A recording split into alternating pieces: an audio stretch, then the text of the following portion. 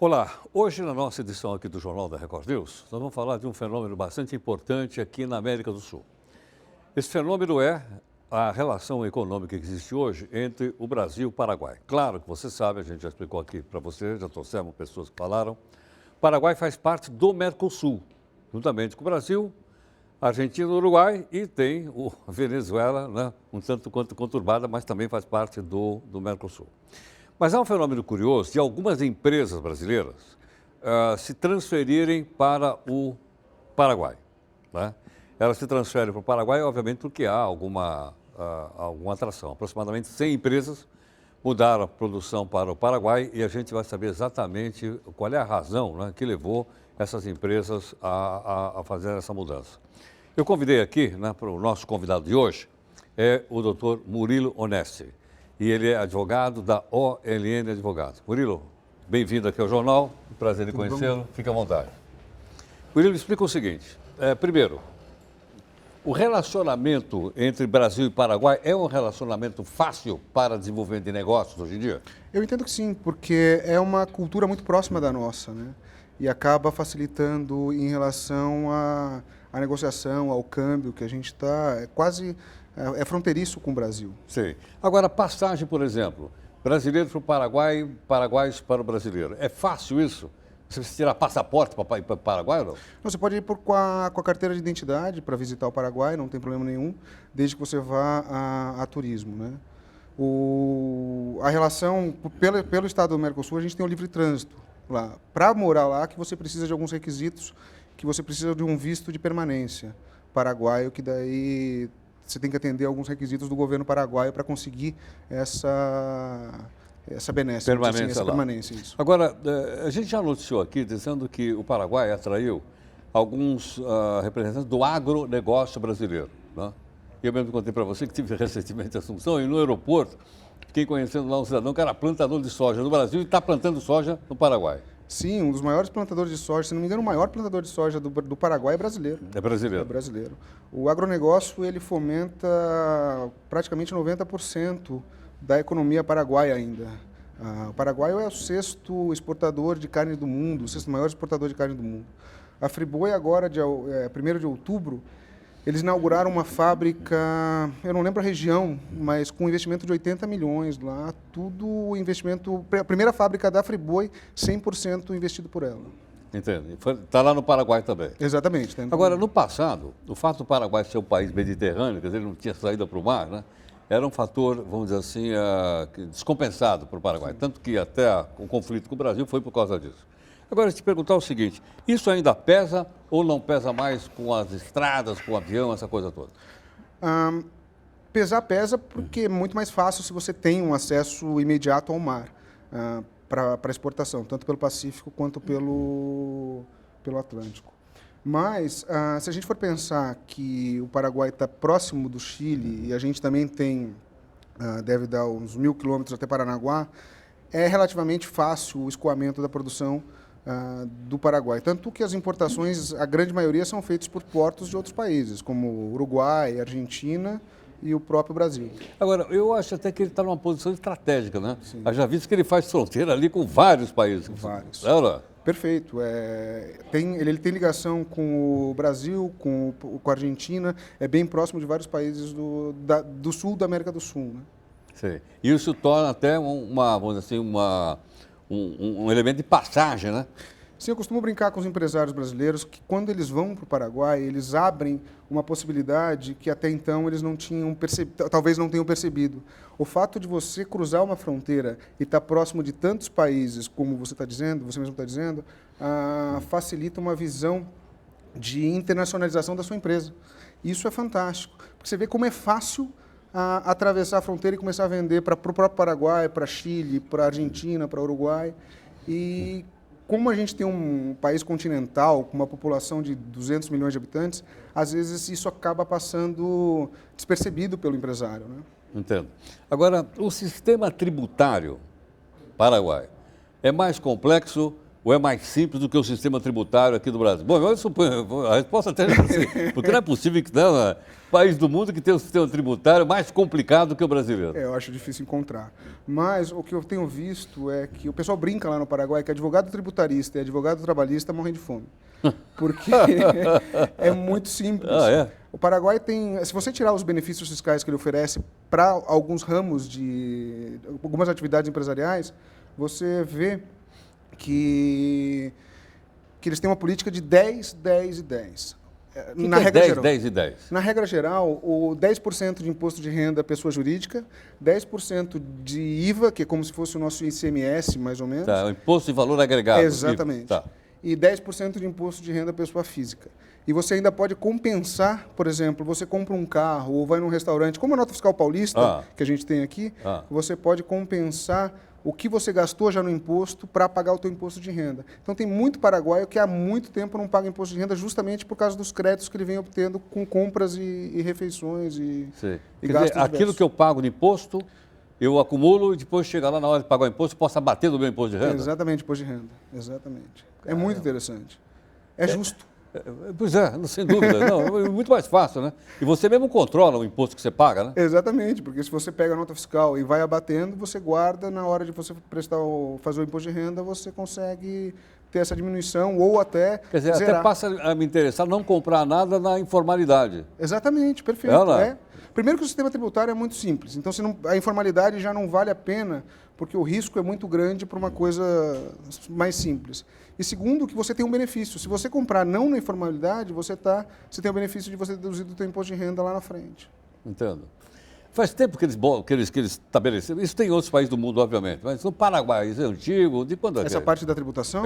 A tributação ela já foi reformulada há algum tempo, assim, acho que por volta dos anos 2000, alguma coisa nesse sentido. Eu não me recordo direito a data. Sim.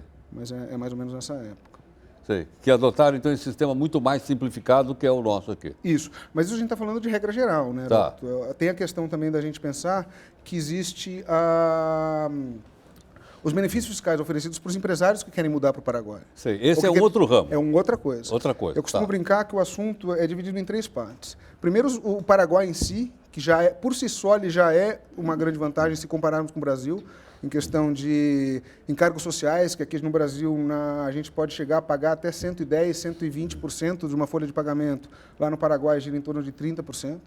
A energia elétrica pode chegar até 70% mais barata. A energia elétrica é da Itaipu? Itaipu. Quer dizer, a mesma hidrelétrica que vende para o Brasil, vende para o Paraguai. Exatamente. E lá custava 70% mais barato? Exatamente. Quer dizer, o pedaço deles é mais barato do que o nosso? Aqui a gente tem muito tributo, né, Haroldo? Fica difícil você trabalhar aqui. Bom, aqui tem o ICMS em cima, né? Exatamente. Eles fazem aquele cálculo por dentro, dá 33,333, não é isso? Eu demorei para aprender esse negócio de por dentro e por fora, né? Porque 25% que não é 25%. Está escrito 25, você faz o cálculo, dá 33. Exatamente.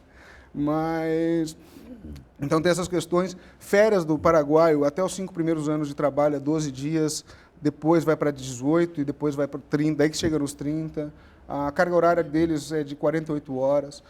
O salário mínimo gira em torno de R$320. Tem uma série de benesses que você consegue diminuir o custo de produção em torno de 40% a 60%. Agora, uma vez uma empresa, mudando para lá, e vi várias, até te falei para você que minha irmã mora lá em Assunção, mudou para lá. Depois ela tem condições de revender essa produção, ou no Brasil, ou na Argentina, ou qualquer outro país limítrofe ali, ou não? Sim, perfeitamente. Dependendo do benefício que você está inserido no Paraguai, você, por exemplo, o que a gente ouve falar muito hoje em dia é a lei de Maquila.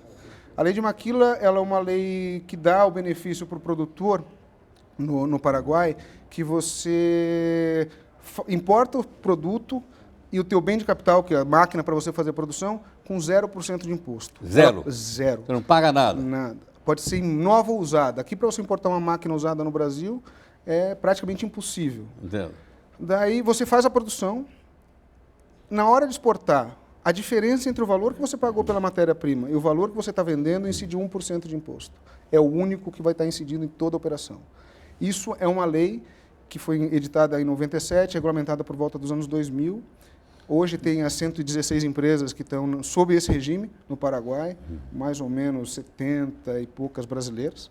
E tem fomentado muito a economia no Paraguai.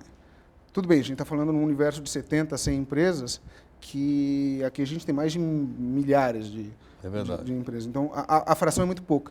Mas tem dado muita repercussão por causa dessa parte de custos, né? 1% é muito pouco. E daí, se você produzir isso daí, de acordo com as regras do Mercosul, você consegue entrar nos países que fazem parte do livre comércio com 0% de imposto de tarifa adoaneira. Como se tivesse sido produzido imposto no Brasil. Alfandegário. Exatamente, imposto de importação e todas as tarifas alfandegárias. Se ele tiver listado naquele acordo do Mercosul. Exatamente.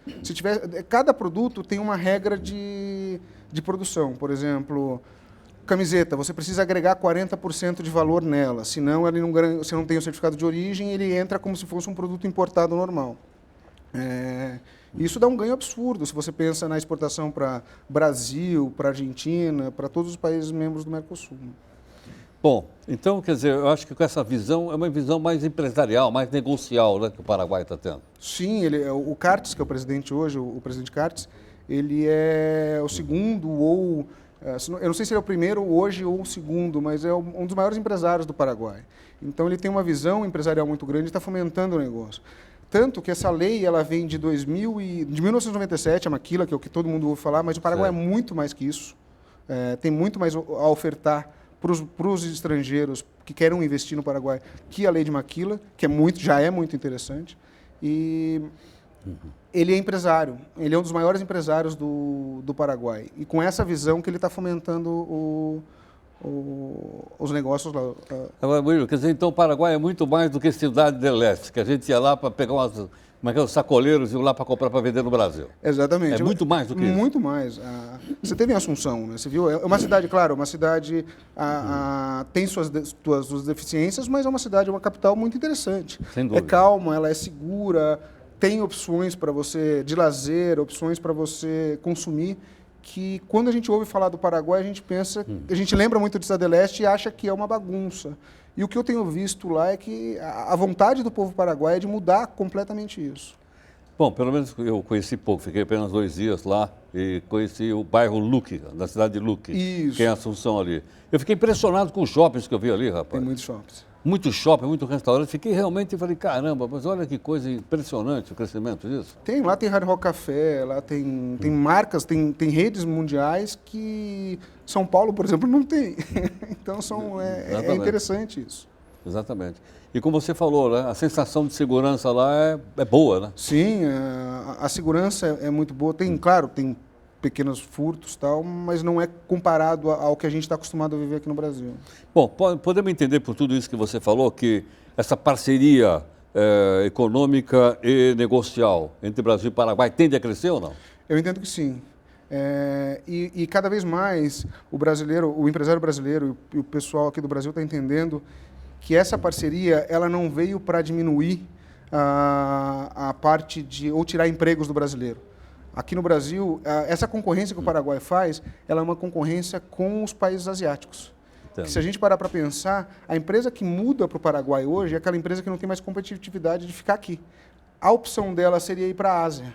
Em vez de ir para a Ásia, vamos para o Paraguai, muito mais perto. Sem dúvida. Você tem ali, o Paraguai consome muita coisa brasileira. Então, indiretamente, você acaba deixando as riquezas por volta. Né? Entendo. Murilo, obrigado aqui pela participação. Muito grato. Obrigado a você. Muito obrigado. Olha, com a participação, então, do doutor Murilo Onesti, conversando um pouco conosco a respeito do Paraguai, e dessa parceria do Paraguai com o Brasil, extremamente importante para o Paraguai, importante para o Brasil também, né? E, obviamente, todo mundo quer ganhar, por que não? Eu acho que é um fato importante para a integração econômica aqui da parte sul do continente sul-americano. Nós vamos fazer um rápido intervalo, daqui a pouco a gente volta. Até já.